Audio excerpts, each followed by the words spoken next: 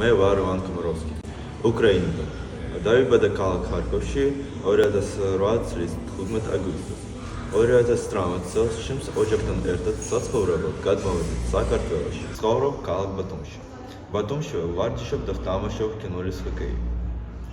2024 წელს ბათუმში შეკრებას გადიოდა საქართველოს ახალგაზრდული ნაკრები. სტრტნელმა მივიწვია ნაკრებში და უკვე მესამეთვე, რაც ახალგაზრდულ ეროვნულ ნაკრებთან ერთად ვარჯიშობ.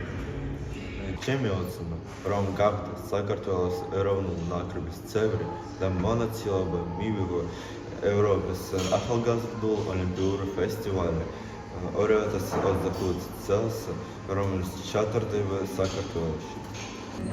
ძალიან მინდა, რომ ჩემს ახალშეძენილ მეგობრებთან ერთად ვითამაშოთ მსოფლიო ჩემპიონატზე.